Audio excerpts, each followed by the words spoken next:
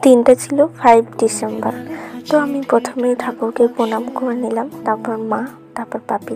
আর আমার মাকে প্রণাম করতে গেলে মায়ের ছোটোবেলাকার মতন একটাই কথা, যেটা পারবি আগে দিবি, এটাও মা বলছে।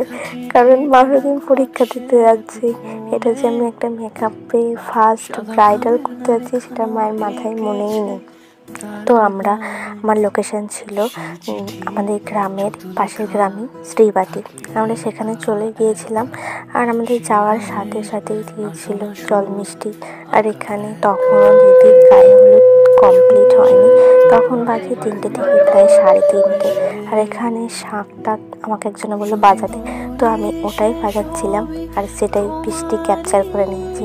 আর আমরা এখানে তখন বসে আছি, তখন দিদির কিছুই কমপ্লিট হয়নি। আর আমরা এখানে তখন সব কিছু রেডি করে নিয়েছি যে দিদি আসলে দিদিকে সাজাতে বসবো। তো তোমার বিয়ে তুমি কেমন সাজতে চাও সেটা একটু বলো প্লিজ। সিম্পলের মধ্যে যেটা ভালো লাগবে সেটা।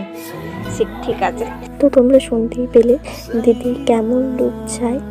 এটা আমার ফার্স্ট ব্রাইড মেকআপ শেখার পর আমি যতটা পারবো ততটা দেওয়ারই চেষ্টা করব। আর ফাইনাল লুক নিয়ে আসছি, আর কেমন হয়েছে তোমরা অবশ্যই কমেন্টে জানাবে।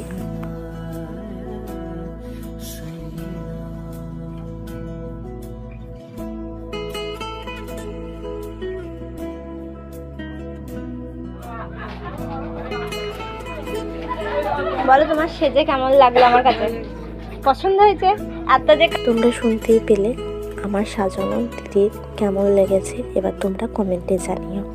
আর আমার সেখানে সেদিনই ছিল 2টো পার্টি মেকআপ, একটা দিদি বোন আমারই বান্ধবী, আর একটা দিদি।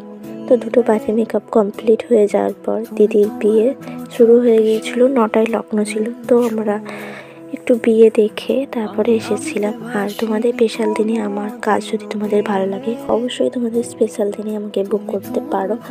আমার নাম্বার 8617072176, স্ক্রিনে দেওয়া নাম্বারে কন্ট্যাক্ট করে নিতে পারো।